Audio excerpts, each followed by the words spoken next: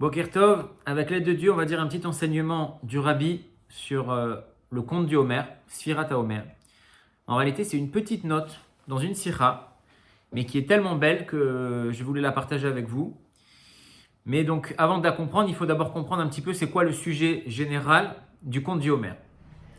Alors, vous savez très bien que entre Pessah et Shavuot, il y a 50 jours. D'accord ? Et il y avait une mitzvah au temps du Beth Amikdash, c'était que le lendemain de Pessah, on apportait ce qu'on appelle le Homer. Le Homer, c'est une mesure dans la Torah. C'est comme si vous disiez 1 litre ou 1 kilo. Le Homer, c'est une mesure. Et donc, on apportait un Homer d'orge au Beth Amikdash le lendemain de Pessah. Donc, Pessah, c'était le 15 Nissan. Le lendemain, le 16 Nissan, donc en Israël, c'était déjà Chol HaMoed, on apportait ce fameux Homer, cette offrande du Homer, qui était donc une offrande d'orge. Et donc, cette période-là, entre Pessah et Shavuot, qui est liée avec cette offrande du Homer, on a une mitzvah dans la Torah de compter les jours. Donc, on appelle ce compte Sfirat HaHomer. D'accord ? Regardez ce que nous dit la Torah. Usfartem lachem imachorat ha-Shabbat. Donc, vous compterez pour vous à partir du lendemain de Shabbat, donc du lendemain, en l'occurrence du premier jour de Pessah. Miyom aviachem et Homer atenufa. Depuis le jour où vous aurez offert le Homer d'orge qui sera balancé par le Kohen, tout un rite où le Kohen y prenait l'orge et il y avait tout un balancement qui était fait. Donc, à partir du lendemain de Pessah, après avoir pris le Homer, on comptera Sheva Shabbatot Temimot Yena. On comptera 7 semaines pleines. Donc, on comptera chaque jour. Sous-entendu, une semaine, il y a 7 jours. 7 semaines de 7 jours, ça fait 7 fois 7, 49. Donc, a priori, la mitzvah, c'est de compter 49 jours. On est d'accord. C'est ce qu'on fait aujourd'hui. On compte les 49 jours du Homer. Et le 50e jour, c'est le jour de Shavuot, le jour du don de la Torah. Mais regardez ce que nous dit le verset suivant. Donc, vous compterez Ad Mimachorat HaShabbat HaShevi'it, Tisperu Chamishim Yom. Vous compterez 50 jours. Donc, la question qui se pose, c'est on compte 49 ou on compte 50 ? Alors, en réalité, la Chassidoute nous explique comme ça. Vous savez très bien que donc, dans la halakha, on compte 49 jours. À quoi ça correspond spirituellement parlant ? Ça correspond au travail de l'homme sur ses traits de caractère, sur ses midot. Ouais. L'homme, il a 7 midot, 7 attributs qu'on appelle des midot du sentiment. Et dans chacune des 7 midot, il y a les 7 autres qui sont englobés. Les 7 midot, c'est le chesed, la bonté, la gevura, la rigueur, tiferet, c'est l'harmonie, netzach, la victoire, hod, la soumission, la reconnaissance, yesod, c'est le fondement, et malchut, c'est la royauté. Bon, on ne va pas rentrer dans les détails aujourd'hui, mais en tout cas, c'est 7 sphirot, c'est 7 midot que l'homme il a en lui, et chacune correspond à un trait de caractère. Bien évidemment, le plus simple, c'est les deux premières. Chesed, c'est la bonté. Et Gevura, c'est la rigueur. D'accord ? Mais il y a 7 midot. Mais en réalité, dans chacune des 7, il y a les 7 autres qui sont englobés dedans. Donc, dans le Chesed, il y a le Chesed, il y a la Gevura, etc. etc. Donc, dans chacune des 7, il y a les 7. C'est pour ça que chaque semaine correspond à une mida générale. Et dans chaque semaine, il y a 7 jours. C'est que dans chaque mida, il y a les 7 autres midot. Donc 7 fois 7, 49. Et vous voyez même aujourd'hui dans les Sidurim, quand on compte le Homer, quand on compte les jours du Homer, eh ben, on a en dessous à quoi ça correspond dans les sphirotes, à quoi ça correspond dans les midot, à quoi ça correspond dans, entre guillemets, le trait de caractère qu'on est censé raffiner ce jour-là. Maintenant, on va comprendre autre chose et après, on va revenir à la question. Dans le Beth Amikdash, il y avait ce qu'on appelle des menachot, des offrandes de farine, des offrandes à base de farine. D'accord ? Toutes les menachot de la Torah sont des offrandes à base de farine de blé. Le blé qui est la nourriture de l'homme. On a 2 exceptions. On a l'offrande de la femme sota, la femme qui est soupçonnée d'adultère. Et on a l'offrande du Homer, donc on faisait donc le lendemain de Pessah. Ces 2 offrandes-là, on les faisait à partir de farine, mais de farine d'orge, et pas de farine de blé. L'orge, c'est la nourriture des animaux. Donc pourquoi est-ce qu'on a 2 menachot dans la Torah qui sont faites à partir de farine d'orge, la nourriture d'un animal, et pas à farine de blé, pas à partir de la farine de blé? Alors pour la femme sota, nos sages nous disent la chose suivante, qu'étant donné que l'acte de la sota, c'est maasé behema, c'est comme un acte animal, alors l'offrande qu'elle amène aussi doit être la nourriture d'un animal. Parce qu'en réalité, c'est quoi la femme sota? On ne va pas s'étendre sur le sujet. La femme sota, c'est le mari de la femme voit qu'elle se rapproche trop d'un autre homme, donc il va appeler sa femme. Devant deux témoins, il va lui dire, écoute, je ne veux pas que tu t'isoles avec cet homme-là. J'ai des soupçons, j'ai une suspicion, j'ai quelque chose qui ne me plaît pas ici. Je ne veux pas que tu t'isoles avec cet homme-là. Quelque temps après, la femme va avec cet homme-là que son mari donc l'avait averti. Elle va avec cet homme-là, elle s'enferme dans une pièce avec lui, devant deux témoins. Ça peut être les deux témoins qui étaient là quand le mari a averti sa femme, ça peut être deux autres personnes. En tout cas, la femme, elle va avec cet homme-là dans une pièce et elle ferme la porte à clé et elle s'isole un certain temps avec lui. Donc ça, c'est ce qu'on appelle une femme sota. Ça veut dire on a un soupçon avec tout ce qui s'est passé, que le mari n'était pas content, que le mari lui a parlé et qu'ensuite elle n'a pas écouté, elle est partie s'isoler et s'enfermer avec un autre homme. On a un soupçon, malheureusement, il y a une présomption qu'il y a eu un acte qui s'est passé. Donc nos chachamim, ils disent, étant donné que la femme sota, elle a fait une action animale, elle a fait certainement une action bestiale, elle est partie avec un autre homme que son mari. L'offrande qu'elle va amener va être une offrande d'orge, parce que l'orge, c'est la nourriture d'un animal. Et comme elle a fait une action animale, alors elle doit être expiée avec la nourriture d'un animal. Donc là, on comprend pour la femme sota, pourquoi l'offrande de mincha de la femme sota était à base de farine d'orge. Maintenant, pour le homer, pour la période du homer, le conte du homer, quel rapport entre l'orge dans le homer avec l'animal? En réalité, la Chassidut nous dit c'est exactement ce qu'on a dit juste avant. C'est quoi le message de Sfirat HaOmer? C'est de raffiner son âme animale. C'est de raffiner ses midotes. C'est de raffiner ses traits de caractère.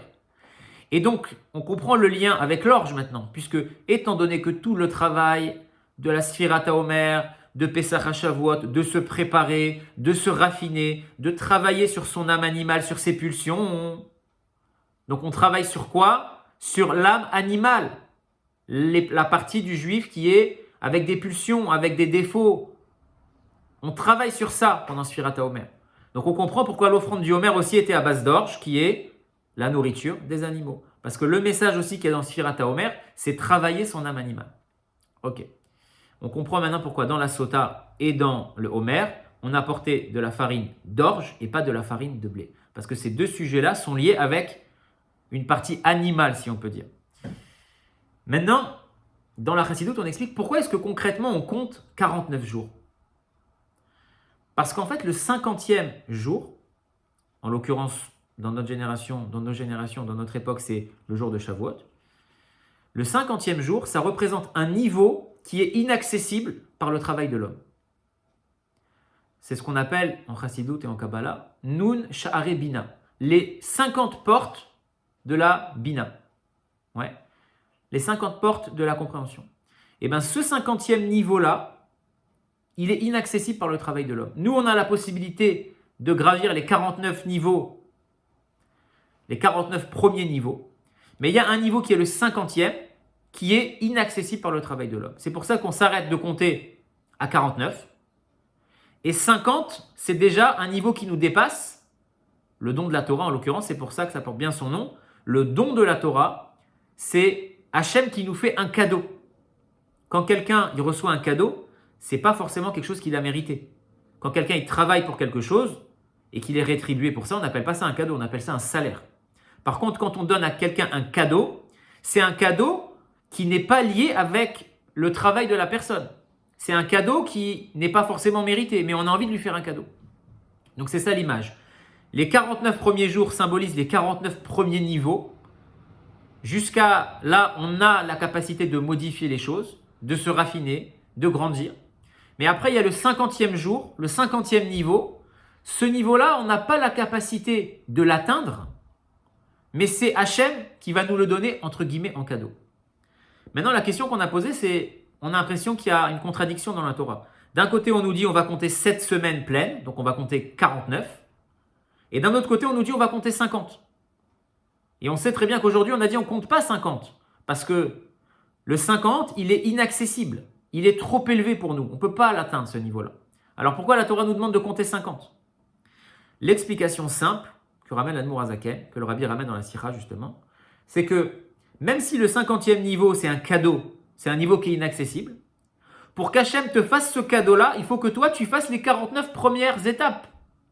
Donc c'est vrai que le niveau du 50e jour, le 50e niveau, il est inaccessible, donc tu ne peux pas l'atteindre. Mais d'un autre côté, ça dépend quand même, oui, de toi, parce que si tu fais bien le travail des 49 premiers niveaux, on va te donner le 50 en cadeau.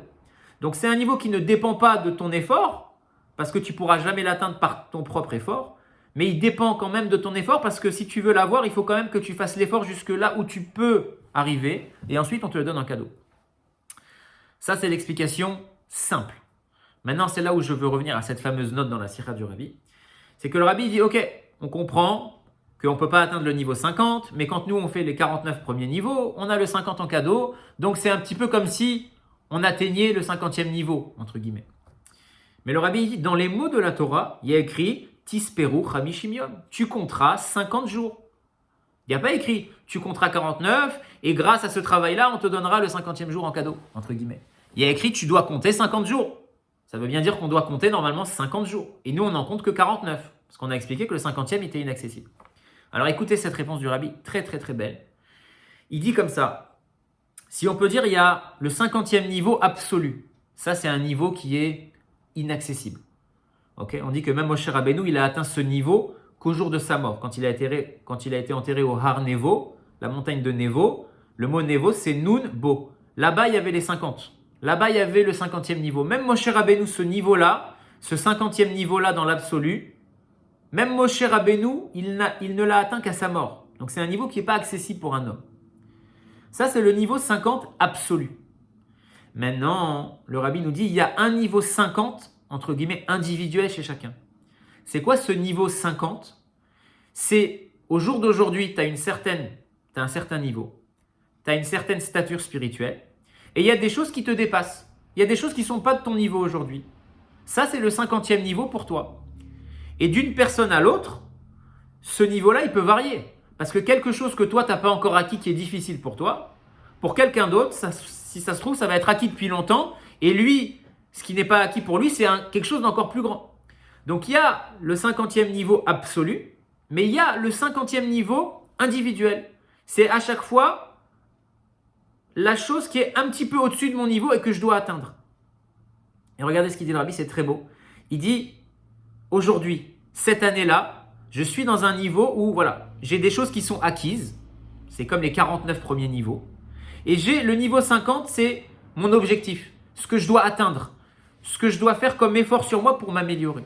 Et étant donné qu'un juif, il s'améliore et il doit s'améliorer constamment, le but, c'est que l'année prochaine, quand je vais recompter le Homer, ce qui était du 50e niveau l'année passée, j'ai progressé et je l'ai englobé dans mes 49 premiers niveaux.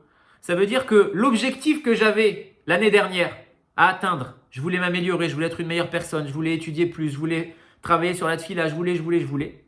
Cet objectif-là qui était du niveau de 50 pour moi l'année dernière, je vais travailler toute l'année et l'année prochaine, je vais revenir et je vais avoir atteint cet objectif. Je vais avoir internalisé en moi, je vais être devenu quelqu'un de meilleur. Et donc, ce niveau 50 de l'année dernière, finalement, l'année suivante, c'est devenu une partie de moi. Et le niveau 50 de l'année suivante, ça sera encore quelque chose d'au-dessus. Et tous les ans, je progresse et donc, je fais rentrer en moi ce niveau 50 qui était au-dessus de moi l'année passée. C'est pour ça que le Rabbi dit, quand la Torah nous dit on doit compter 50 jours, c'est quoi on doit compter 50 jours? C'est que l'année prochaine, quand tu auras fait ton travail et quand tu vas recompter le Homer, c'est vrai que tous les ans on compte 49. Mais dans tes 49 de l'année prochaine, il y avait le 50 de l'année d'avant. Donc en fait, on compte vraiment 50. Concrètement, on compte 49.